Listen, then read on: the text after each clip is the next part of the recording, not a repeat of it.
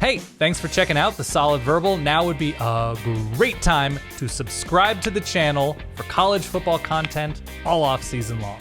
On today's episode, it is part 2 of the coach bracket. We have Kirby Smart, we have Dabo, we have Lincoln Riley. Where do they all fall? I'm going Jonathan Smith over everybody. Over everybody! Like that pick. Let's get controversial.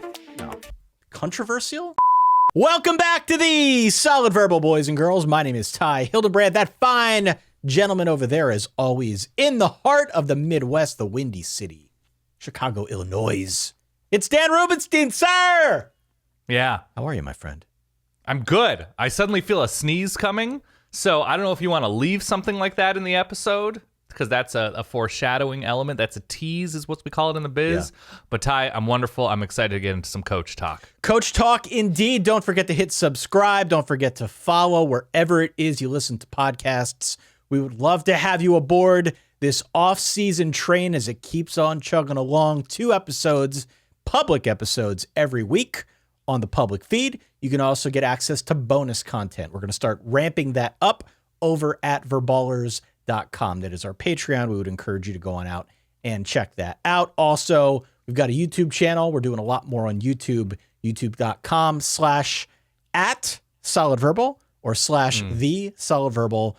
Both will work. Today's episode, Dan, is a continuation of what we did on Tuesday. Obviously, there is something going on in the sports world this week. You may have heard of it. It's called the NCAA tournament, i.e. March Madness. Were there playing games last night? Did that already happen? There were 2 playing games last night. Oh, my God. Tuesday evening. How'd they do? How'd the teams do? I saw that Mississippi State lost by 1 to Pitt, 60-59. I did not see who won the second game. There is another batch of games this evening, one of which is Arizona State playing for it. It's the battle of the 11 seeds playing for Forks up to get into play a number 6 seed. I'm not sure who they play. This is a college football show, Dan. We're not going to go through that bracket, but we are very bracket focused this week, which is why we started thinking about coaches, right? It all comes back to coaches here in the world of college football. On the first episode this week, we went through the top half of the bracket, the so-called South and Midwest sides of the bracket. It all boiled down to a big matchup between Nick Saban and Jim Harbaugh. Nick Saban obviously coming out on top. On today's episode, we are going to go through the second half of said bracket, a 32-coach bracket. We're going through the East and the Southeast side of things to see who gets to square off against Lord Saban. That's where we're at right now. Yeah, and I'd like to issue a retraction because somebody tweeted us. They said, you indicated that only one ACC team, Clemson, had made the college football playoff. And not only is that incorrect because Florida State made it in the very first playoff, I was at the game in which Florida State played in the playoff when Oregon quite literally ran away with that game against Florida State. So, you know, the dad brain comes for us all that become parents. You can be a mom with dad brain. I don't even know how that works, but that's my official retraction. I apologize for the seminal erasure from the college football playoff. Seminal erasure. Shall we just dive right back in? Let's do it. Let's go to the East bracket, Dan. The number 1 seed on that side of things, Dabo Swinney, coach at Clemson, squaring off against the number 8 seed on the eastern side of the bracket, Mike Gundy, coach of Oklahoma State. Okay. What are your initial thoughts? And by the way, as a refresher, my rubric means essentially it comes down to it's not just what they've done at their school necessarily. It's some kind of body of work. And it's also, if we were to use a hypothetical of let's find not the best team, how would they do it the best place, but not the worst place. Let's see what they could do at a place without huge advantages or huge disadvantages. And so I termed it the goodest school. So a top 20-ish school recruiting and results-wise. How would they do in Chapel Hill at North Carolina?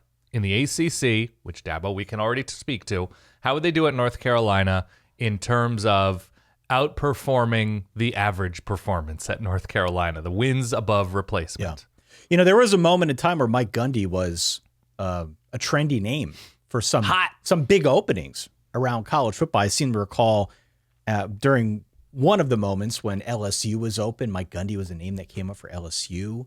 He's been thrown about throughout college football as somebody who could come in. You haven't heard much about that lately. I'm fully out of Mike Gundy. I'm fully out of Mike Gundy. I've sold all my stock as of about 2 years ago. And here's the thing with Mike Gundy. Mike Gundy, I think, is fourth right now among active coaches in terms of wins at the FBS level. So he's been there a good long time. He's had a lot of success at Oklahoma State. You know how many times he's won the conference in his 18 years at Oklahoma State? How many times, Tyler? Once. One time. One time. Now, to get Oklahoma State to a level of relative stability and to be, I think, a contender more often than not, that is not without a claim. Mike Gundy has done a good job as coach. But one does want to ask the question, why hasn't he won the big thing more? And secondly, what is the state of the program now? You know, if we talked on our last episode about Jimbo Fisher, and I made the pitching and the fastball analogy, or I guess the NFL quarterback and fastball analogy, right? When it goes, it goes. Right. I wonder if some of the steam is out of the Mike Gundy balloon, to continue my awkward analogy. I wonder if we're at that point with things, because as we speak to you now, as we record this on the Ides of March 2023, it feels like that Oklahoma State program has lost a lot in the offseason and may be in a bit of disarray. Well, he also, you file Mike Gundy under the, after a decade, it's time for everybody to move on type theory that Steve Spurrier famously had a while back. And he's been there much longer than a decade at this point. He's been there since 2005 is what I'm seeing right here. That was a different era, Ty.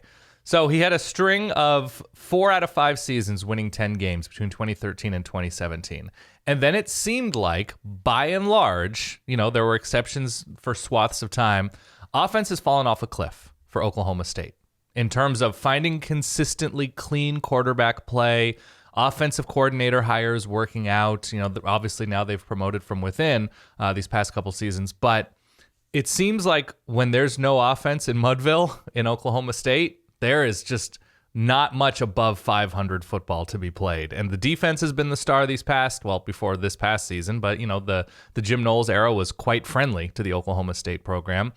He seemed to be a pretty good recruiter. Like I would file Mike Gundy. I'm using the goodest term for North Carolina. Mike Gundy might be the goodest coach in America overall, right? That he's consistently been good, but not great, right? He has flirted with double-digit win seasons a lot. He's had double-digit win seasons, but he's not a hump type coach, right? You said one Big 12 title, and there have been some weird Oklahoma seasons, and that's by and large the reason why they haven't won the Big 12 title there. But yeah, I was in the Gundy camp like 4 years ago, saying we're just not respecting the job this guy has done enough. They're so dependably good in a sport where it's so hard to do so. But these past few years, it almost seems like it's going to be too difficult to get it back. And we are going down a very awkward road, it seems. Yeah, I mean, all those years with Spencer Sanders, and look, you can love him or hate him, but Spencer Sanders was good enough to, I think, have better results. Now, 2 seasons ago, 12-2, that was a very good Oklahoma State team. It was a very good defensive Oklahoma State team, and won the Fiesta Bowl, obviously, against my Notre Dame Fighting Irish. That was a good team. But if we're talking about being at a place for a good long time and not having a whole lot to show for it outside of record and outside of some big bowl wins, I'm out on Gundy. So this one for me is Dabo. I didn't want to talk too much about Dabo because I've got him going through with flying colors here in this first round matchup, and we'll have plenty of time to talk about the merits of what he's accomplished at Clemson. So are we in agreement that it's Dabo? We're in agreement that it's Dabo. And to punctuate my claim, since 2017, 2018, when they finished second in the country in points per drive on offense, in 2018, I think 18th, they have not finished in the top 40. And it is just, I mean, they dealt with injury at quarterback, of course, but it has been really ugly there. And so there's just very little confidence that Mike Gundy, if we were in 2016, 2017, I could make the case because it's so much more difficult right now at Oklahoma State, it seems, than Clemson with what Dabo's built up. Then you could say, look, degree of difficulty, like we should actually have this conversation. Can't have it today. Yeah, by the way, if I reference the fine chart that our good friends over at College Football Reddit put together, same chart I referenced on the last episode, 5-year recruiting average, Oklahoma State 34th, which doesn't come as a surprise. but that puts them right next to like Utah and Iowa. And you could argue that both Utah and Iowa have a lot more to show for the talent that they've gotten over the last 5 years. And Oklahoma State has put a lot more money into that program to upgrade facilities and make Stillwater and that stadium and those facilities that the bright shining star, and hasn't translated to recruiting results. Number 4, Chip Kelly. Number 5, Hugh Freeze. This is a fascinating matchup. We're going to have a lot of those. Is it? I think so. Okay. You don't think so? You disagree? So this is the body of work question then. No. This is, we don't have much lately with Hugh Freeze at a big place.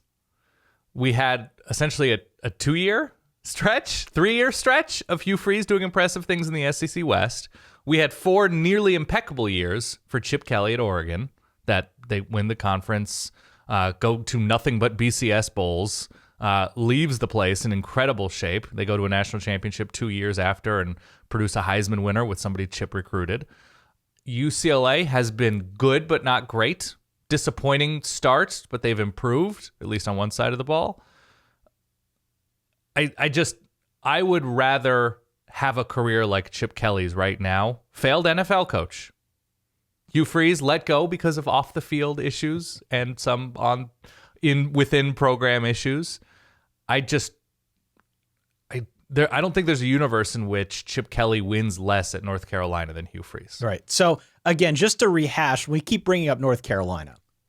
The reason we're bringing up North Carolina is you threw them out, as you said, kind of at the top, as the goodest program, right? If we just take a program that is sort of on the fringe of being in that top tier or second tier, right?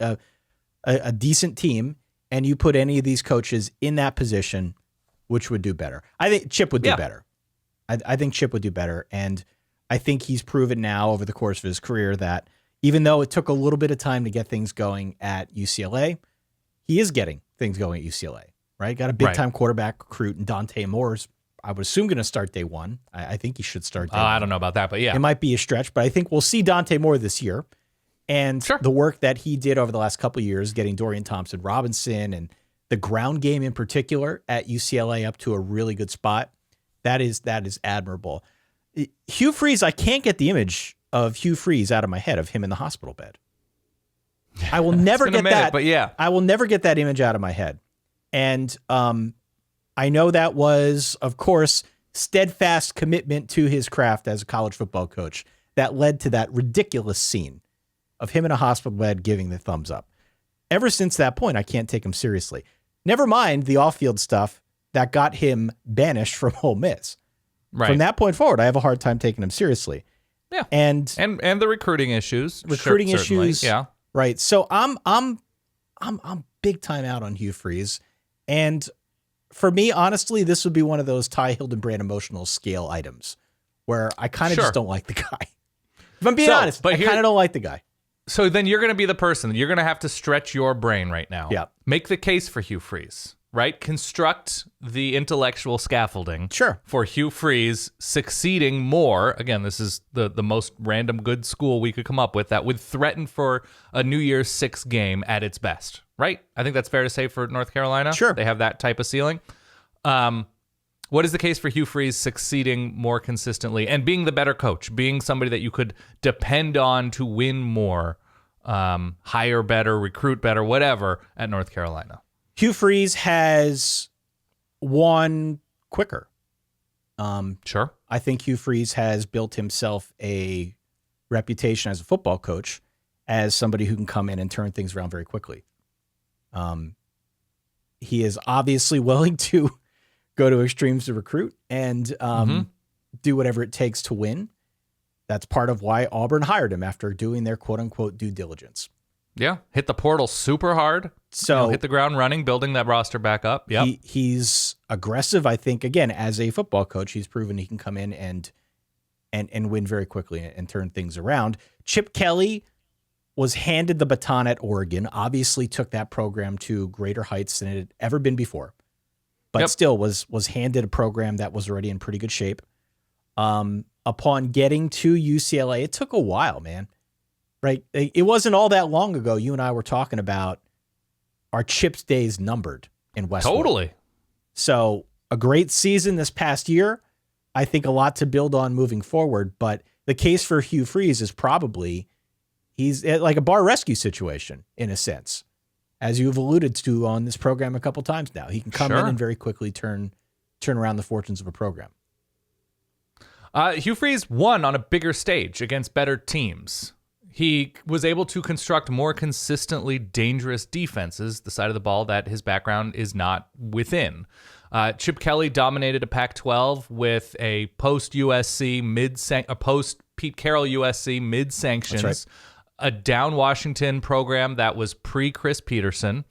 UCLA was down and out. They were fine. I think it was a Rick Neuheisel UCLA era. The Arizona schools were all over the place. Utah hadn't fully weaponized, and I think he only had one season overlapping with Utah, if memory serves, as a Pac-12 team.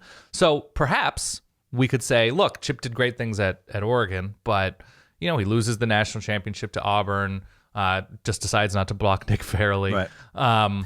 That found one great quarterback. Darren Thomas was very good too, and Masoli was fine, but didn't necessarily have the track record of doing much beyond the Pac-10/12. So Hugh Freeze, on the other hand, he beats Bama twice. He finds quarterbacks. He finds defensive superstars. He's playing in what at least was and probably still is on a certain level the toughest division in the sport, and finds a way to build a roster to win huge games. So the highs of Hugh Freeze are arguably maybe a little bit higher than the highs of Chip Kelly. But at North Carolina, I want to be able to depend on my head coach. Chip Kelly goes through. It's Chip. Chip goes through. Now we get to the interesting part of this bracket, Dan. Yeah. As I was looking this over, I can envision some very strange scenarios taking place out of this Final Four in the East bracket. Okay. Number 3, Luke Fickell. Number 6, Josh Heupel. Fickell against Heupel. Okay, so would you say 3 and 6? Fickell's a 3, Josh Heupel's a 6. Again, for those who didn't tune in or have to go back and tune in to the Tuesday episode, the seeding for this bracket was determined from an article that our friend Bruce Feldman wrote for The Athletic, where he ranked his top 25 coaches in college football. There was also a paragraph where he listed some names that weren't in his top 25. I added those in, as well as Mario Cristobal, just to make sure we got to an even 32. As I said on the last show, we didn't have the bandwidth to go full 64. That would have been more content than I think everybody bargained for this week. So we kept it to 32, and just using Bruce's seeding and kind of drawing a bracket based on it, that's how we get Luke Fickell at 3 in the East bracket, Josh Heupel at 6. What do you think? Well, on slightly different levels, they each played Alabama within a calendar year. Josh Heupel very quickly built a team that was capable of beating Alabama, and Luke Fickell did not. Now, it's easier to build that team in Tennessee than it is at Cincinnati, but that is a common data point that we have. Luke Fickell's been the head coach at one place, Josh Heupel 2. Josh Heupel has had a couple of failed situations, a failed situation at Oklahoma notably, but did a good job at Mizzou as a coordinator and did a very nice job at UCF by and large. Got him hired at Tennessee. Whose star is brighter right now? That's an interesting question. Now that Fickell's at a new place, I think I would consider Fickell to be the better coach. Now, at North Carolina, man, this is a really tough one. It's a really good matchup, I went back right? and forth one here. Okay, so the case for Fickell is, it's not that he did more with less, but he had an easier path to get to the playoff than Tennessee would, going through the American. Did he? As NFL players. Through the American? Well, through the American, the schedule. And they beat Notre Dame on the road. Absolutely. Yeah. The schedule is always going to be easier. Right. To go undefeated, let's say, in the American versus, the SEC. But there's so much more to that if you're Luke Fickell trying to get Cincinnati in the playoff.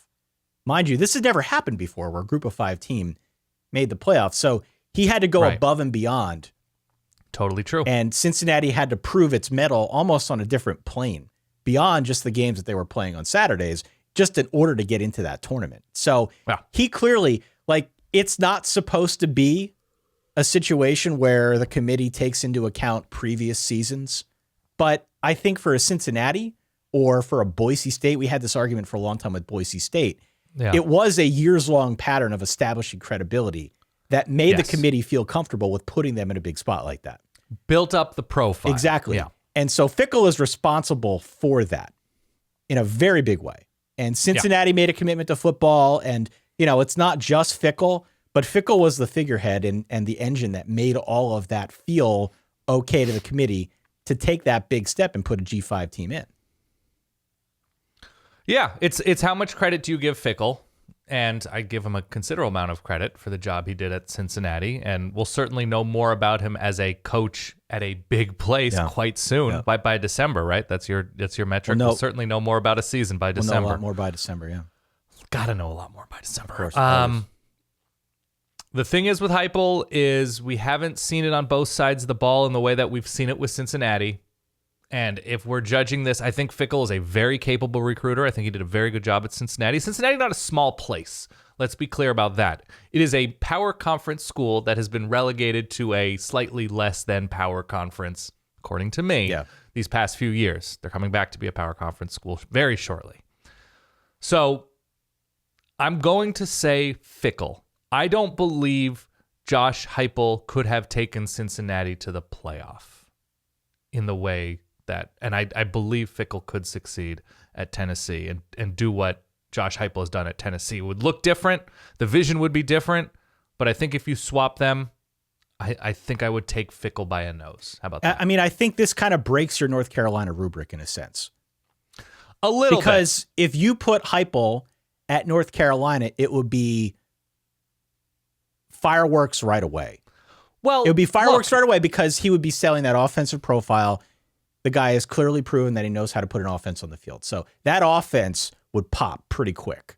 It already does pop at North Carolina. It already does, but I'm saying if we're starting from some baseline where North Carolina is looking to retool, Josh Heupel gets at least one side of the ball cranking earlier than Luke Fickell. Luke Fickell, it's a slower build. It's a slower build, I think, if it's Fickell. It doesn't mean that in the long run he's any worse, but it's kind of coming at this from two different perspectives. I think Fickell is the answer. And I also think that this is not the more interesting of the Fickell matchups that we're about to see. Well, here's the other thing, it could get interesting in the next round if we put Fickell through. Josh Heupel has won with 0 quarterbacks he's recruited. Now, it's a different era of college football. Sure. But we're talking about bringing in a developed quarterback from another Power 5 place, and that's his entire track record. Yeah. Whereas I think we have more of a concept that the other side of the ball for Luke Fickell is offense, and Cincinnati's offense, to me, has been more impressive by and large, maybe before this season, whatever, than Tennessee's defense. And so if that's a way of looking at it, if we're talking about North Carolina specifically, we've seen North Carolina with an NFL caliber quarterback and a crazy good offense. Not as good as Tennessee was at its best this season, but in terms of building a complete team, have we seen that from Josh Heupel No, we yet? haven't. We haven't. Not at Tennessee. Not at Tennessee. No. Yeah. I think it's Fickell by a nose, but this is a very, very tight matchup for me. Absolutely. We're going to put Fickell through. The final matchup here in the first round of the East bracket is the number 2 seed, Ryan Day, against the number 7 seed, PJ Fleck. Okay. Well, this is interesting, right? Because this is, Ryan Day has done, by and large, a very good job continuing what Urban Meyer built in Columbus. Yeah. He's not in a good place right now in terms of losses to Michigan. They were right there to beat the national champion. Right there this past season. So PJ Fleck has had incredible highs. Minnesota, not traditionally a place where you can win 8, 9, 10 games with regularity, and he's done so. So the question to me is, what would PJ Fleck do at Ohio State? What would Ryan Day do at Minnesota? And what would each do at North Carolina? Because I both believe them to be very good recruiters. I think I don't love the Mike Sanford hire from a couple of years ago, but they've moved on from that in Minnesota. They've moved on from it. And I don't like Harry Coombs as a defensive coordinator. We've moved on from it. So they've had a couple of hiccups, for sure. I think Man. If you ask the angriest, the saltiest Ohio State fans, if you brought Ari Fleck. Wasserman on this show, actually text Ari right now while we're doing What this. do you want me to text him? Text Ari, tell him we're doing a bracket, a hypothetical matchup. Okay. Would you pick Ryan Day or PJ Fleck? I'm curious to get. Who's the better coach in a vacuum? Yeah. Recording now. Ryan Day or PJ Fleck, and why? Text Ari, compelling audio here. Yeah. For those listening at home. Sure. Well, so Ari will come to this from both, hopefully, a well thought out and an emotional place. Yeah. As somebody who says Ohio State is the most, what does he call the most underachieving program in America relative to perceived talent on hand? That is correct. All right. I'd be hard pressed to not go Ryan Day here because Ryan Day's had. All right, I have an answer from Ari. Oh, already? Okay. He's always just waiting around for my text. Sure. He says, these questions are so effing hard. That's all I can tell you. That's all he's got. And now I'm seeing the three dots. So he's got more coming. He's got more. All right. The typing Continue and I'll update. The typing is taking place. I'd be hard pressed to not go Ryan Day because Ryan Day's still in his short time at Ohio State, hasn't been there that long. Right. In his short time at Ohio State, he has taken the baton. He has recruited at an extremely high level. He's still putting guys in the league. He is still keeping Ohio State more than relevant, very much part of the national conversation. You'd be a fool to think that Ohio State is not a contender year in and year out, and that starts at the top. Now, there is an argument to be made that he's not maximizing talent, but to be fair, you could also make that same argument about PJ Fleck. PJ Fleck came in with vim and vigor and rowing the boat and the tie knot that's huge and a renewed sense of optimism for that Minnesota program. And Minnesota, for sure, is a pain in the ass. But I would argue if we're going to fight this battle on the field of which team has underachieved more, I feel like Minnesota has way underachieved more. Lesser talent. Really? Lesser talent. But there's no reason Minnesota's over-under year in and year out should be like 7.5, like it was last year. I just feel like PJ Fleck has not really lived up to the billing. He's made that program better, but Ryan Day has just continued to produce at such a high level. Maybe in spite of any shortcomings as a coach, I just don't see how it can't be Day. What's Ari say? All right. You ready? I'm doing the Ace Ventura soccer style kicker. Yeah. PJ Fleck is the only one of the two who built a program, but I don't think PJ Fleck could keep Ohio State afloat at the same rate. I guess PJ Fleck probably has to get the nod because he's the only one who actually built something, but I'd still take Ryan Day over Fleck to run Ohio State. And then I said, who would do better at North Carolina? That's our goodest top 20 program. He says probably Day because he'd have them scoring 45 points a game. I think Day is the answer here. Okay. But again, I'm with you. Again, here's the thing. And here's why this is such an interesting thought exercise. Yeah. The Fickle-Heupel matchup was great.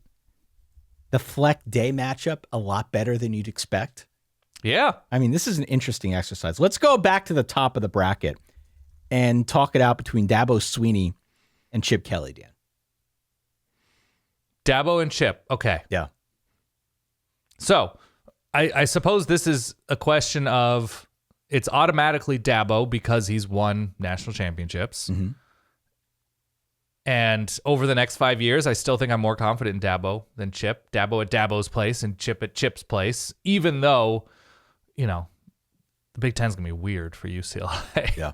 And I think there might be some opportunity there, but I still think it's going to be too difficult for UCLA to take the next step from where they are now in the Big Ten in 2 years. I'm taking Dabo, and I don't know if I have a specific case for Chip because Dabo has won more and has found better quarterbacks by and large, and it's just Dabo has just done more recently, and so that to me is it. If I'm going to say what is it about Chip that you would have it over Dabo, it's, well, if you're looking forward the next 5 years and Clemson has quarterback uncertainty right now, even though you're firmly ticketed in the club level with Cade Klubnik, that you can say, well, Chip made a change at defensive coordinator. He keeps improving. This is finally his program, whatever it is, 5 years in, and it's all downhill from here, I guess. that would be the case, that you're just out on Clemson and the recent coordinator hires and you just don't see it happening. But the better coach, hard to make a case against Dabo. I think the move to go out and get Garrett Riley was cold-blooded. It's great. Cold-blooded. I didn't think he had it in him. We saw it before, and again, I know it's been compared to when he went out and got Chet Morris, but the Garrett Riley hire was cold-blooded, and for as much as we like to make fun of Dabo for some of the cheeseball stuff he does, that definitely proved that he's still got it, that he's committed to not resting on his laurels and his success at Clemson and trying to make the program better. Right. Even the move to go more in the direction of Cade Klubnik, knowing that you've got a guy like DJU who's been very successful. Maybe not quite as successful as... Wait, are you saying DJU has been very successful? Is that a term you're using? I got a little out over my skis. Okay, I was going to give you an opportunity to walk it back a little bit. Yeah. DJU is a guy who came in obviously with much acclaim and for sure underachieved. Had the opportunity to be very successful in that program, but definitely fell short of expectations. Nonetheless, is a guy who was there for a while, is a guy who, by all accounts, is a pretty good locker room guy, was one of the leaders of that team. To move in a different direction by season's end to Cade Klubnik took balls. That's hard to do. Sure. It's got to be one of the hardest things that a coach has to do, to move away from a veteran quarterback and to go in a different direction. So I give Dabo a lot of credit for some of the moves that he made here over the last, let's just say last season, that definitely made me feeling more comfortable about the state of affairs at Clemson. It's very easy to look at a program that's been as successful as the Clemson Tigers and wonder, because we've done it here, what's it going to take for this thing to fall apart, right? It's going to be transfers. It's going to be guys not coming to Clemson, maybe the recruiting game falling off, maybe in the case like Dabo saw last year, drop off with some top flight assistants going elsewhere. Sure. He had a lot of things kind of happen at once, and it was still a program that did really, really well last season. Maybe not national championship caliber, still won the ACC. Yeah. Still played pretty damn well. Maybe not against Notre Dame. Fine by me. But all things considered, I thought still a really good season, and it seems like they are primed for big things in 23. So for me, the answer here is Dabo. I like Chip, but I think if you put both of them at North Carolina, again, our goodest program. Our goodest program. I think Dabo's the one who boots that program up the quickest.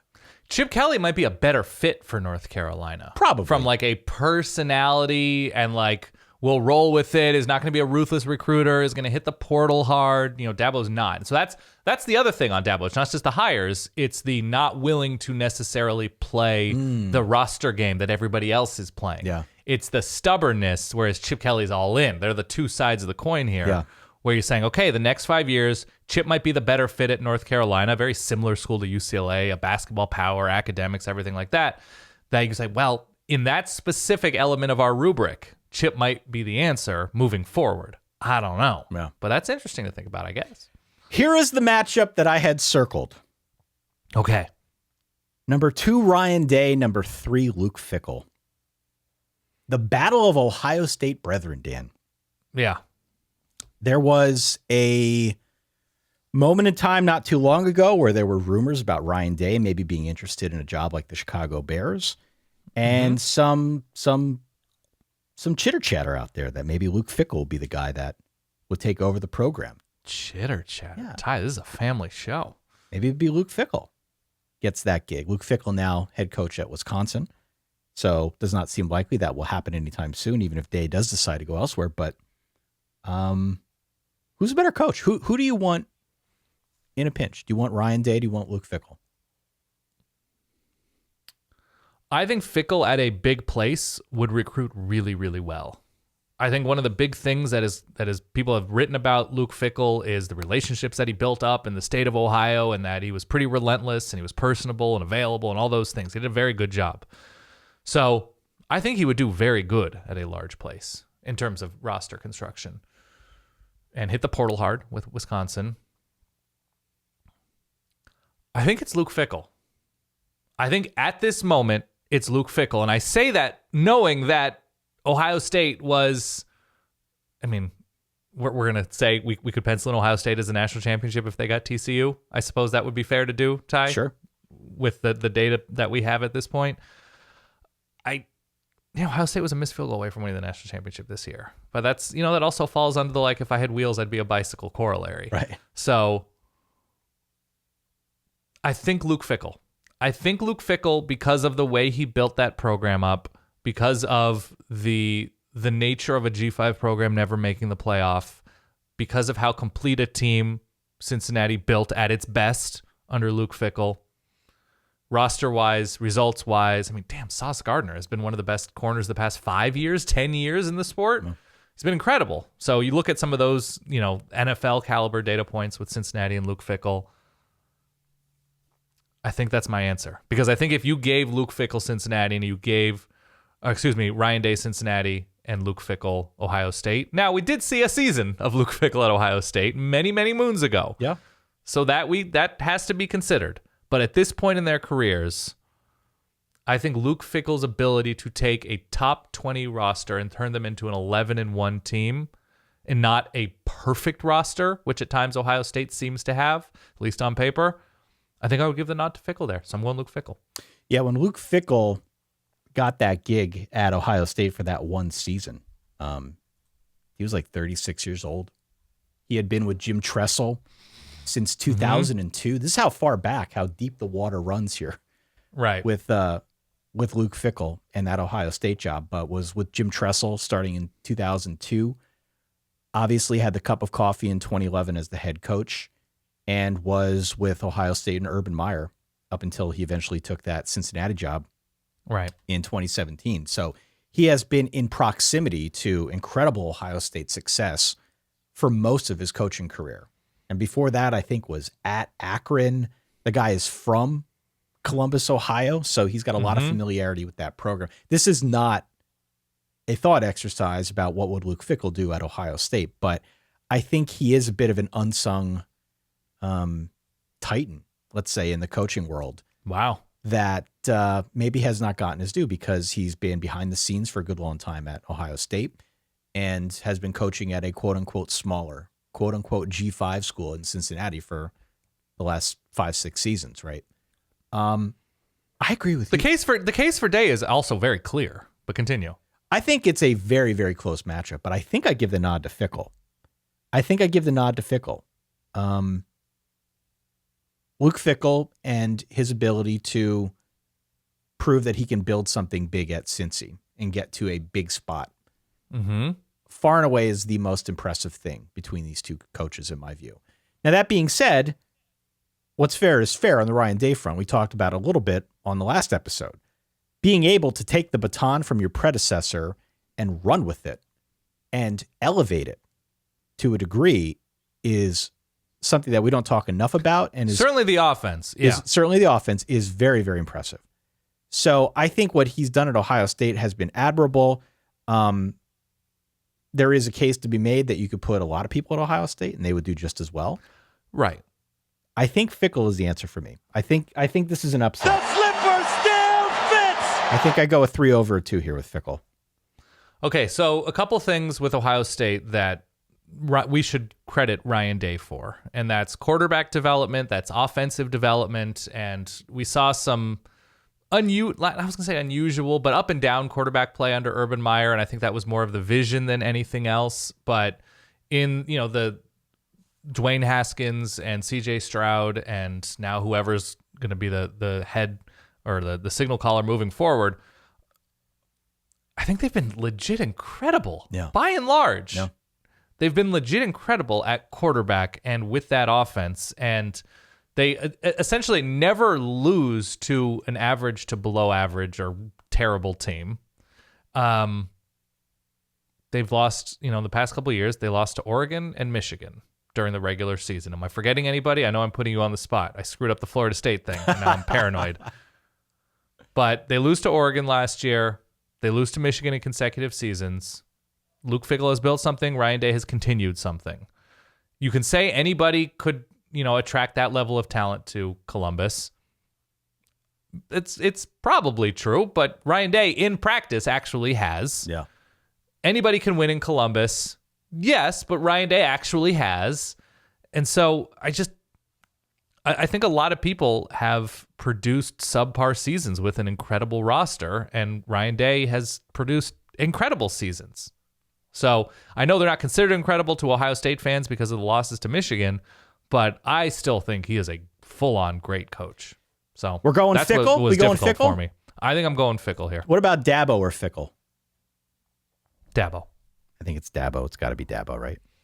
I think Dabo we're through. like 2 years removed from there being the question of like, are we just going to see Clemson and Alabama in the national championship every year? Yeah. Obviously, we're not, but it's got to be Dabo here. You win national championships, you attract those quarterbacks, you bring those recruiting classes to a place in Clemson that has traditionally not been anywhere near a consistent power atop the sport. And so that to me is the big thing, that he's hired near the end of the 2000s. He's an interim guy. He gets the full job tag and takes them 3, 4, 5 pegs above anywhere they've been, at least since like the early 80s. I don't have the record book in front of me. You can look that up as I'm doing this, since like the Danny Ford era. So I am in on Dabo over any sort of replacement at this point at Clemson, at North Carolina, whatever. It's Dabo Swinney. And if there's anybody who I feel, even with his reluctance to hit the portal and keep his program modern and be ruthless with all of his assistant hires, not just Brent Venables way back when and Garrett Riley this past year, if he were that all the time and hit the portal, I would have zero doubt that Clemson's going to be back to being a 4-team playoff, 12-team playoff, whatever type program sooner rather than later. Let's go to the Southeast bracket, Dan. Our final bracket. We got to move It's so quick. boring that we have, Nick Saban, Jim Harbaugh, and Dabo so far as our region winners? This bracket, I think, is going to get weird. Okay. I could see this one getting weird, not necessarily with it being like a 6 seed coming out of it, but right. Number 1, Southeast bracket, Kirby Smart. Number 8, Lane Kiffin. It's an interesting matchup. It's the kind of matchup which would play well on social media for sure. The answer is Kirby Smart. The answer's got to be Kirby Smart. 2-time defending national champion. It's got to be Kirby Smart. His defenses have been ridiculous at a historic level. He's won 2 championships with Stetson Bennett, who literally was a walk-on. Mm-hmm. His ability to adapt, to continue to recruit at a very high level. It's got to be Kirby Smart. It has to be Kirby. Show me the record book of Kirby Smart's time at FAU. Show me what Kirby has done in Boca. Yeah. Show me.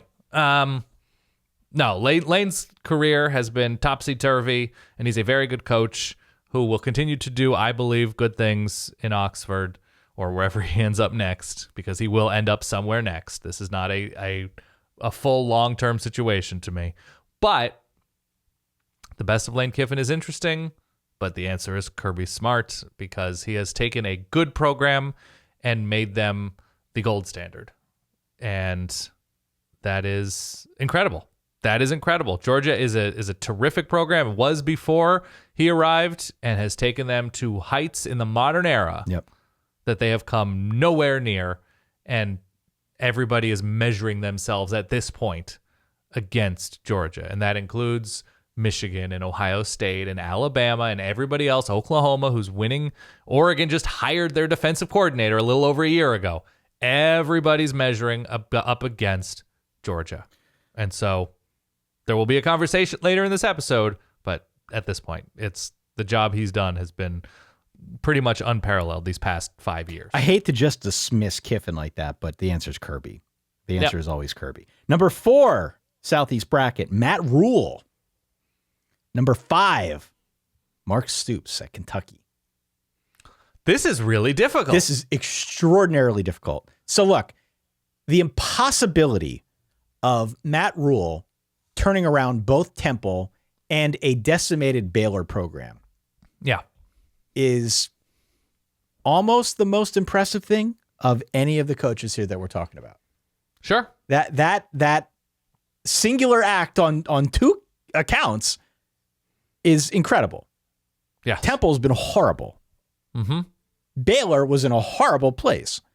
So the fact that he turned both programs around as quickly as he did was really impressive. Thankfully, for our purposes here, we're not looking into what Matt Rule did with the Panthers. That was not so good. Right. But we will have an opportunity this season to see what he can do in Lincoln, Nebraska. So Matt Rule, that in and of itself is very, very incredible. But the Mark Stoops thing is also incredible in its own right. Kentucky's a basketball school, and I don't mean that from a place of disrespect, but it just is. People hear Kentucky, they think of basketball. This is a program that had been down and out for a long time, and he has very slowly, you want to talk about crock-potting, very slowly built that program up to a level of success where had Will Levis, they had the Liam Cohen years. We're going to see what happens with Devin Leary and Liam Cohen round 2. The defense has been solid. They've put guys in the league. The level for this program, the floor for this program has pretty consistently gone up, gone higher over the last, 5-6 seasons. It's been a really nice turnaround for that program, but it's been slow and it's been steady, and it maybe hasn't been with the fireworks of a guy like a Rule taking over at Baylor. Right. So which of those two coaches do you favor in this setup? Matt Rule. And I think Mark Stoops has done a very, very good job at Kentucky. But this was a Kentucky program that was like, they would have losing seasons. They would go 2-9 or whatever, 5-7. They would go 7-6, 8-4. They were an average program, I would say, is where Kentucky largely was. Whether it's Joker Phillips was not good, goes 2-10 in his final season, and Mark Stoops goes 2-10 in his first season. It was the way he built up the program to a, I think, legitimate, mostly dangerous program in the SEC has been quite impressive. But Matt Rule, with the depths to which Baylor fell after, Bryles and Jim Grobe, and then what he did at Temple for sure. Al Golden had them in a pretty good spot beforehand, but I think Matt Rule is incredible. He is your bar rescue. He is your John Taffer. He is, if you need to squeeze blood out of a rock, Matt Rule is your dude. And so getting the most out of a roster. Now, Mark Stoops is a better recruiter to me, but getting the most out of the roster, hiring well. I love my Phil Snow hire. We have that sound effect somewhere with that what that defense turned into at Baylor, and the NFL players that were on that defense for Temple. Was that a Hassan Riddick? Did he overlap? It may have, yes.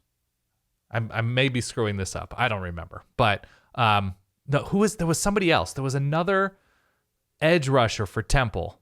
Oh. You can go back in the annals. Yeah, I don't remember. I forget his name. I know who you mean. But yeah, it's Matt Rule. Matt Rule is at North Carolina. I am more confident in Matt Rule turning them into a dangerous team via whatever that defense turns into 2-3 years in. And even though the Baylor offenses were not that fun with Matt Rule, they were good enough mostly to, win the conference. They were right there to win the conference. So the answer is Rule. The answer is Rule. And I do want to make sure we make something clear on the Temple front. There was a cup of coffee in between Al Golden and Matt Rule named Steve Adazio. Adazio, of course. That did not go guys well. Being dudes. Yeah. And so you're right to say that Golden had that program in a great place. It was more just to say it wasn't unprecedented. No, absolutely. Absolutely. But Matt Rule did. Yeah. The problems that Temple has had is maintaining success, right? Yep. For as quickly as they've been able to achieve it with Golden, with Rule, it's very easy at a place like that. If you miss on a couple guys, for the whole bottom to fall out. And we saw that with Adazio, right? It was fine until it wasn't. And then they were looking for a guy. So Matt Rule came in his first season at Temple, 2-10. His next season, 6-6. Then 2 double-digit win seasons, right, before going over to Baylor, and it followed a very, very similar pattern. That's just damn impressive. I think the answer's got to be Rule here. The answer's Rule, and it was Matt Rule with Hassan Reddick. And the other Temple player I remember being especially good was, I had to look this up. This is a blast from the past name, Tyler Matakevich. Yeah. Good one. Linebacker. Okay. Number 2, Lincoln Riley. Number 7, Jonathan Smith. Lincoln Riley, Jonathan Smith. Okay. Lincoln Riley is taking team to a playoff, has won a bunch of conferences, Heisman's number 1 draft picks. Recruiting. Couldn't figure out other than the 2020 season, couldn't really figure out defense. Recruited well. Absolutely recruited well. In terms of where they'd be at North Carolina. Lincoln Riley at this point has status, right? He's got status. If you're a big-time quarterback recruit, you're at least going to sniff around Lincoln Riley, see if he's interested. Of course. Right? So he'd be able to boot things up pretty quickly. He has booted things up quickly at USC, just with the talent that he's attracted. So there's no reason to expect that if he went to a place like Carolina, really anywhere, that he couldn't do the same. So I think he's the answer there. I think the obvious answer is Lincoln Riley. But I don't know. I'm not there. But I also want to give kudos to Jonathan Smith and the job that he's done at Oregon State because, like 6 weeks ago when we're doing a show talking about transfers and quarterbacks and which program is a quarterback away or which program could potentially be a dark horse in the 23 season, we all called out Oregon State because he has built that program into a pretty stable spot. Before last season, I remember you and I talking about, oh my God, the defense is going to be catastrophe. Defense was actually pretty good this past season. Yeah. I mean, he did a good job at Oregon State last season. He's continued to do a good job in the entire span of time that he's been there. So, though I think Riley is the easy answer here, it is one that probably deserves a little bit of thought before just automatically putting him through because Jonathan Smith, there are many other matchups here where Jonathan Smith would win. The question to me is, if you put them at North Carolina, you would get an offense that puts up a ton of points and potentially an embarrassing catastrophic defense, which is where North Carolina already is and has been already there with Sam Howell and Drake May. And so, look, they attracted 5-star quarterbacks at North Carolina and they scored a bunch of points, had a bunch of great skill players. What is different? I mean, he's going to bring Alex Grinch with him to Chapel Hill? What is going to be so different about North Carolina that they're just going to be able to recruit on a slightly lesser scale because it's not as big a place as USC or Oklahoma?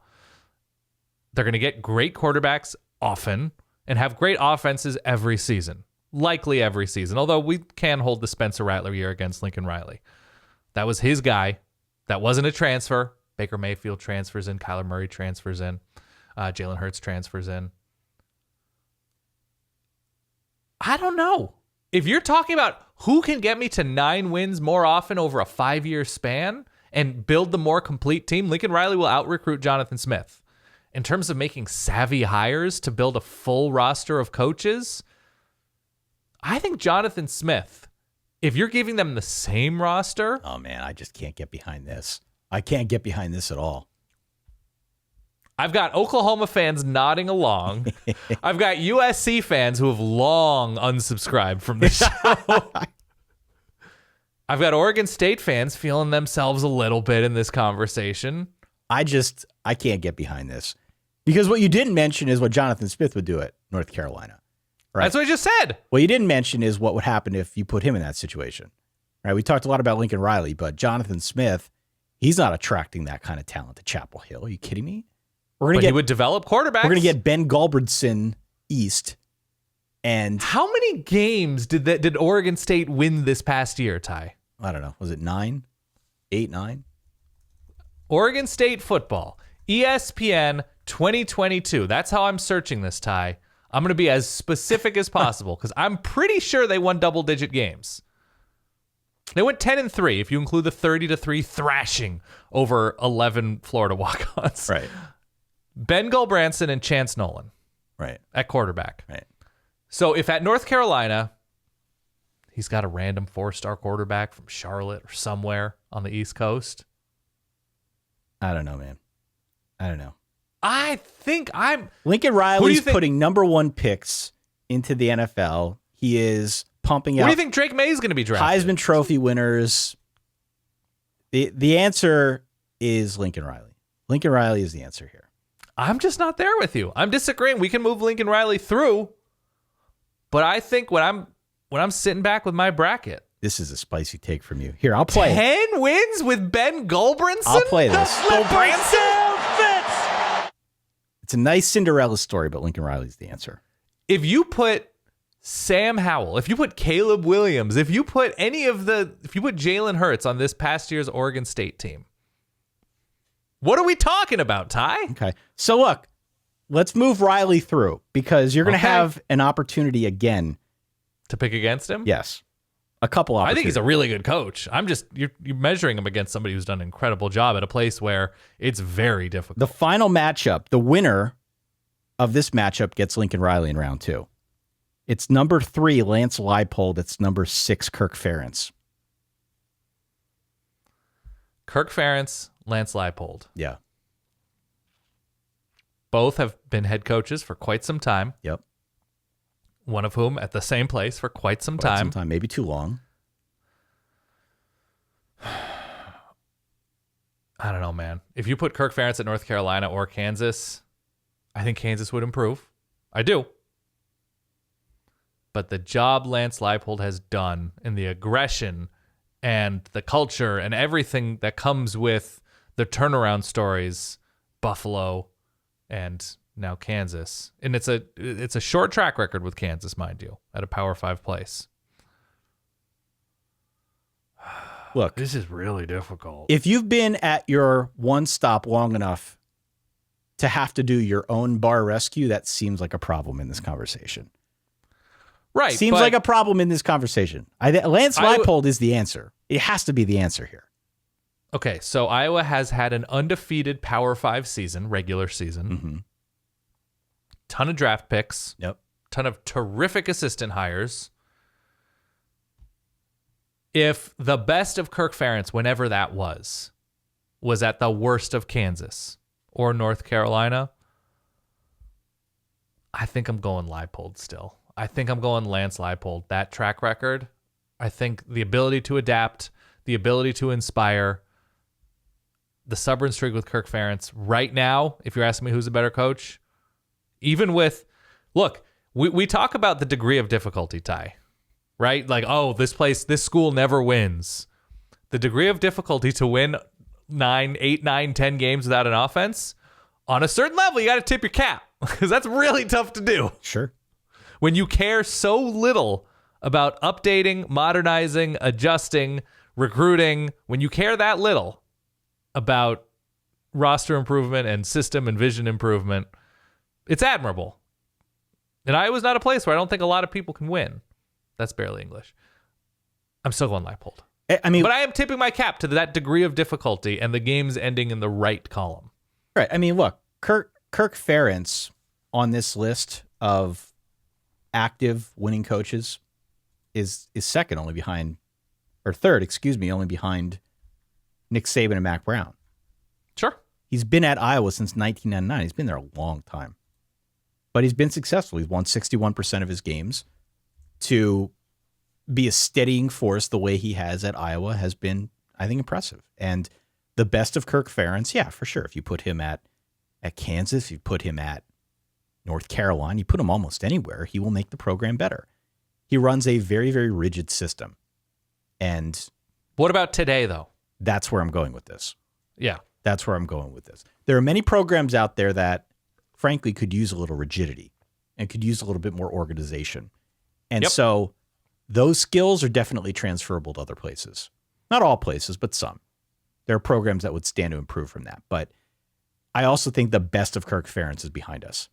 And Lance Leipold, if anything, is proving that there is room to grow there. Mm-hmm. To turn Kansas around in the manner that he did, never mind the fact that they didn't play any defense this year. The fact that they played legit offense, I just checked the stats here while we were going through this. The 9th overall SP Plus offense at Kansas. Are you kidding me? Yeah. Are you kidding me with that? The fact that he did it as quickly as he did. Which I think is easier to do.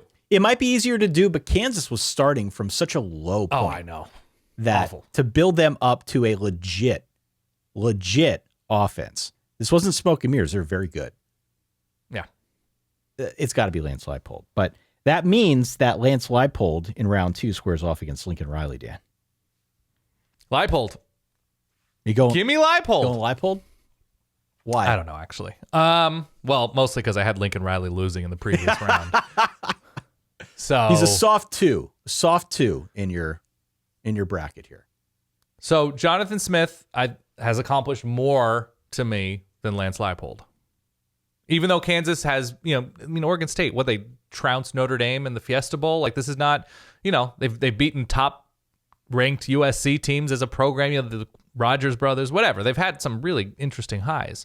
But Lance Leipold, a couple years in at Kansas, taking over a program late, right? Late in the calendar for taking over a team. At North Carolina, man, it's tough, right? This one's tougher to me. I think I'm going to go Lincoln Riley. I still think the highs of Lincoln Riley are higher. I think Lance Leipold, if you're looking to build up a program, Lance Leipold's the guy. But if you're looking to take a program that's already doing decently enough, already still attracting talent, and level them up, 10x them, I think it's Lincoln Riley. Well, I think the roster is going to be populated better, quicker with Lincoln Riley, with the portal and through high school recruiting. And yeah, to me, it's just an Iron Chef versus Chopped situation that Lance Leipold's going to win you Chopped every time. But, with the best ingredients, with the best situations, under the best circumstances, I would take Lincoln Riley. I still think I'd take Lincoln Riley. Yeah. Yeah. Matt Rule versus Kirby Smart. So, can Kirby Smart turn around Temple and Baylor? Definitely. Definitely. Now, Definitely. He would never find himself in that situation. At least hasn't been anywhere near those types of situations with the high profile nature of being the Alabama defensive coordinator and the NFL experience, whatever. But I think in terms of being able to bring in talent, being able to figure out a defense, which is what Matt Rule was able to do at Temple and at Baylor. Did Temple beat Notre Dame?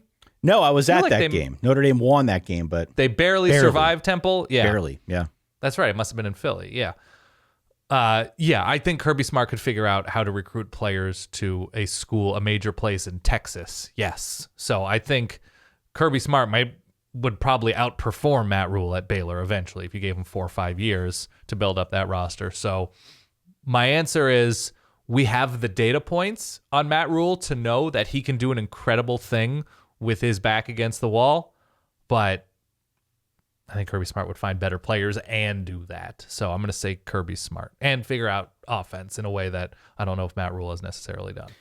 That brings us to our final Elite Eight matchup, the final of the Southeast bracket. Okay. It's Kirby Smart, Lincoln Riley. Kirby. It's got to be Kirby, right? We don't need to spend too much time talking about this. If we are expending any energy on Lincoln Riley versus Jonathan Smith, or Lincoln Riley versus Lance Leipold, surely we have nothing to say when it comes to Lincoln Riley against Kirby Smart. Lincoln Riley, very good coach. Kirby Smart, he's just different at this point. His program is different, and he's proven he knows how to do it. He can build a defense. We know that for sure. And he can run with Stetson Bennett, which is definitely something that Lincoln Riley has never had to worry about. Right. So the answer is Kirby Smart. Well, okay, so here is the only pushback I can give you, even though I agree with you. The only pushback I can give you is Kirby Smart's last however many 15 years or whatever have been fully charmed. Sure. In that he's been able to call a defense at a place with the best players. The best collection of talent over a 10, 15-year span has been at Alabama. And he was able to call those defenses for a chunk of that stretch. And then he moves on to a place within the SEC that is not going to have a budget, that is located in arguably the most talented state for talent outside of maybe Florida and Texas. I don't even know. I don't know where Georgia stands, but right now it's in a pretty incredible place. So it's in a talent-rich place at a school that will write him a blank check for anything he wants, assistants, facilities, whatever.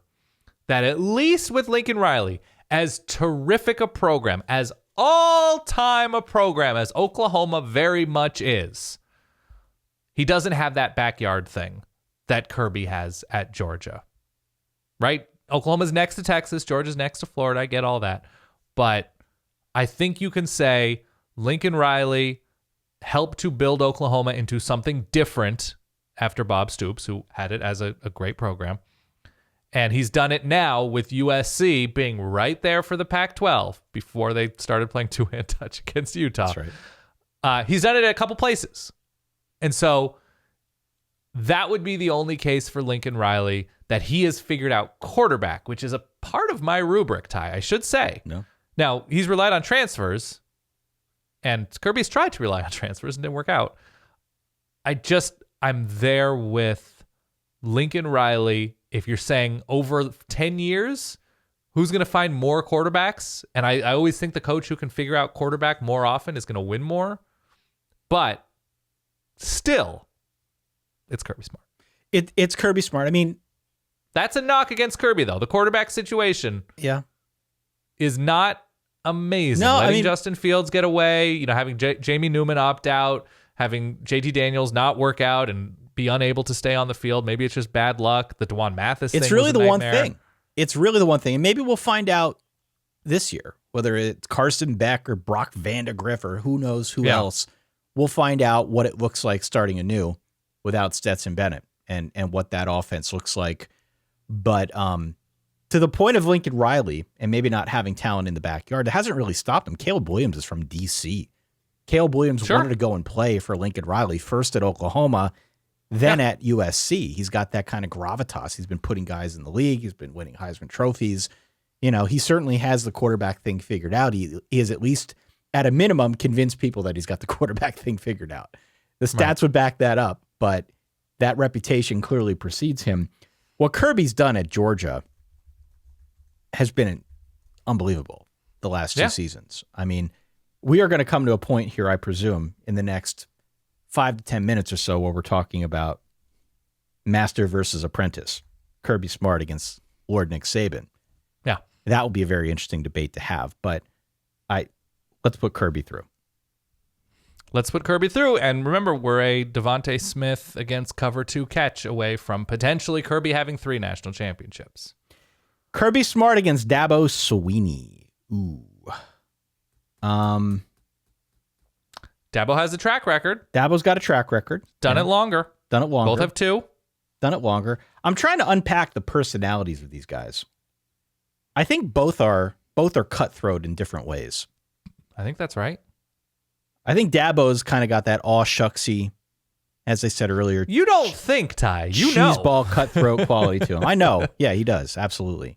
Yeah. Kirby Smart at a poker table is an interesting debate. I kind of feel like Kirby is the type of guy who'd smile to your face and then enjoy stabbing you in the back. Of course. And I almost don't mean that in a negative way. That's just where we're at with college football. Got to have that killer instinct if you want to win at this level. Like Kirby Smart to me is somebody that I would have trouble trusting at a poker table. Yeah. Guy who could bluff his way through almost anything. Seems like he's the kind of guy with a good poker face. Yeah. And that killer instinct has served him well in his time at Georgia. If you are putting both at North Carolina, who do you think is more likely to figure it out quicker? Kirby has the track record at this point of being a 2-time now defending national championship. The recent track record. Recent track record. Dabo's also won that title. We've both been at media days where Georgia's there and Clemson's there. The Clemson guys, to a man, all seem to be having a lot more fun. Whereas the Georgia team, or really a Saban team, and they're kind of in the same mold here where it's more business, right? The culture is a little bit different, though both are very successful. So it just seems like, again, and we talk about this often with Dabo, a little bit more informal around the program, still very successful, but the cultures are different. The recent track record is a little bit different, though not that much different. I'd have a hard time not putting Kirby Smart through here because of the recent track record. I think I'm with you. I just don't want us to gloss over the best of Clemson. No. That even when they don't have a quarterback, you can argue that Georgia, in that they just sort of got lucky that Stetson Bennett, the elder statesman of this all, they got lucky that this walk-on diehard Georgia fan refused to leave Georgia when it appeared he was never going to play. And so For whatever reason, it worked out. Yeah. The best of Clemson has figured out quarterback, went to the playoff, even when they didn't have a great quarterback, went to the playoff. And so played against easier teams, easier competition. Easier competition. But sure, to get to the playoff, still an accomplishment. Definitely. And Trevor Lawrence, Deshaun Watson, both Heisman caliber quarterbacks. And I would argue Stetson Bennett by the end of his career was a Heisman caliber quarterback. He was invited to New York. The best, though, and that track record to be there for as long as he's been there, I think it's very easy to say it's Kirby Smart because these past couple years. But man, it's not just the what are you doing at the top of your time. It's how long is the top of your time lasting? Sure. And it's been a few years now for Kirby in Georgia. And we're in an active streak. But what Dabo has done at Clemson is nearly impossible to do at the top of the sport. I say nearly because somebody else is also doing it in Nick Saban. Right. So there hasn't been that run like that at Ohio State. There hasn't been that run like that. I mean, Pete Carroll had a few years, but did not last as long as what Dabo's done at Clemson. Hasn't happened at Oklahoma. Hasn't happened at all of these major places. Did not happen at Florida State. Huge high, fell off a cliff.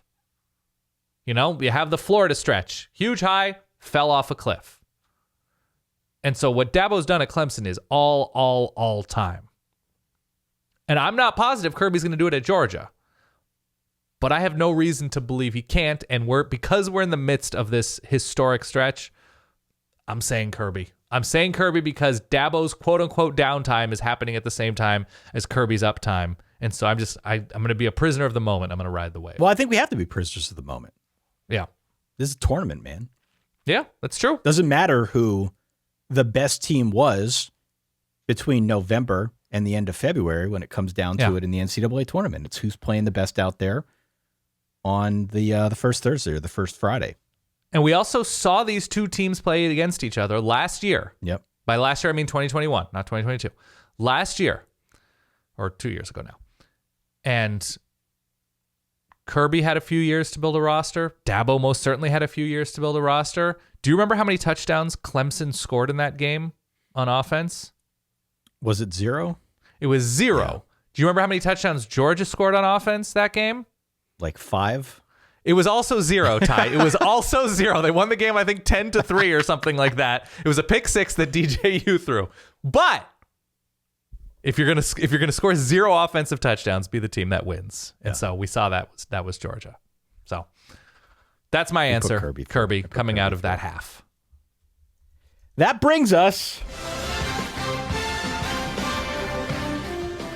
We knew it was headed here. Our coach's bracket final. Yeah. Number 1 overall seed, Nick Saban. Number 2 seed, Kirby Smart. Yeah. An interesting matchup. Saban, of course, was Kirby's boss for a while.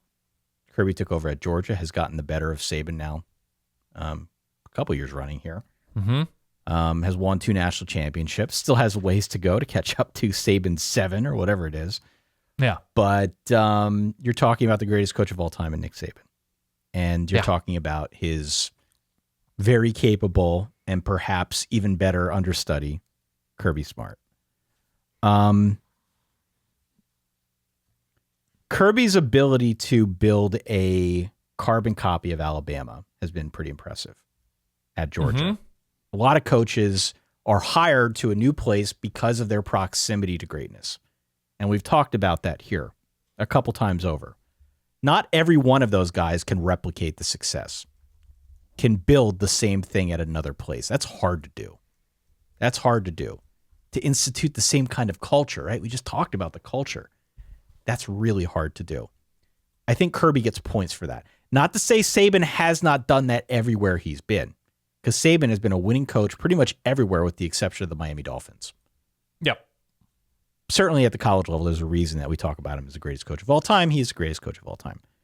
But at least for the moment, we've seen Kirby in this new era of college football with transfers and NIL and, frankly, the Wild West out there. We've seen him replicate that success that Saban's had at Alabama and do it pretty quickly. Mm-hmm. That deserves a lot of praise. The Saban thing The Saban thing is remarkable because year in and year out, he has to deal with mass turnover. I mean, just mass turnover that no other coach has to deal with. He's got coaches coming in there. Tommy Rees taking over as the offensive coordinator. Tommy Rees wants to be a head coach within the next 3 to 5 years. He's going to leave too. Sure. Right? Anybody they bring in there to run things wants to be a coach somewhere. And he has dealt with that almost without breaking a sweat. So his ability to adapt, I think, is like the anti-Ferentz. He's just proven time and again that it doesn't matter what you throw at him. He's got that program at critical mass. He's got that program to a point where they can withstand some of these weird personnel things that he's had to deal with. I think for both these guys, it's almost unfair to pick one over the other. But what do you think? I'll do it. It's Nick Saban. Yeah. I'll do it because the greatest team Georgia has ever built, last year's team, lost to Nick Saban's team by 17 points. Was it 17 points? What was the final score? Like 41-24 in the SEC championship game? Right. I know they lost a couple of weeks later in the national chamber, a few weeks later in the national championship game, especially, emphasized by that, I don't know what word I'm looking for here, Ty, but there was an exclamation point put on that win by the Keely Ringo pick six. But Alabama beat them. Yeah. Alabama beat them on a neutral field in Atlanta. And so I don't think last year's Alabama team or 2021's Alabama team was better than Georgia's team, but they did beat them. And so if that is the high point of the Kirby Smart career, Nick Saban was a data point on a loss there. So Nick Saban's done it since essentially 2009. 08, I think they lose to Utah in the Sugar Bowl. Was that 08? I believe it was 08. And 07 was, a growth year. But since then, since the end of 2008, yeah, they've just been an all-time wrecking crew. And so it's Nick Saban. You can mention any head coach ever, and I'd probably take Nick Saban without much thought because it's only been more difficult to win these last 10, 20 years. It just gets progressively harder to win in the sport because you can't just be named a national champion anymore. You just can't be given that title. You have to earn it on the field. And so what Nick Saban has done is nothing short of the best ever to me. And so Kirby Smart has been incredible. He has the potential to do so. He has been better more recently. But no, finding quarterbacks, recruiting, hiring, culture, all of those things, it's Nick Saban. Nick Saban has been at Alabama since 2007, 16 seasons. Yeah. Care to venture a guess how many of those seasons have been double-digit wins? Out of 16? Yeah. 14? 15. 15 of 16. His first season, they went 7-6. It was just 07. Yeah. Lost to Monroe. 12, 14, 10, 12, 13, 11, 12, 14, 14, 13, 14, 11, 13. I'm running out of steam here. 13 and 11 this past season. No. You want me to play that? We're good. Okay. You get the point. His ability to sustain success has been damn near impressive and, frankly, unparalleled throughout college football. Kirby has not proven he can do that to that level. By the time his career is said and done, he might. He could. He's got that opportunity in front of him if he wants. He's still a young guy, still in his 40s, right? He's got a long ways to go as a college coach. And by the time all is said and done, he could go down as the greatest ever. But for this moment in time, I think it's important to add that Nick Saban is still recruiting at a really high level. Nick Saban is still able to attract the best coaching talent around him. He is still able to put a product out there on the field that week in and week out is among the best, if not the best, in college football. It is not a situation like we described with, a Ferentz or perhaps a Jimbo Fisher, a coach in a situation where we have to ask the question, are they running out of steam? That's not the case for Alabama. But what about the next 4 years at North Carolina? Next 4 years at North Carolina, I still think I'd take Nick Saban. If I'm picking at his age? Yeah. Nick Saban's 71. Yeah. Does not appear as if he's slowing down much at the level he's recruiting and the heights to which that program can still rise. But Georgia has more momentum on the field. We're talking about Nick Saban, divisional runner-up. Yeah. That you could argue, one might argue, as both of these places turn to new quarterbacks, that there's more to like about where Georgia is right now.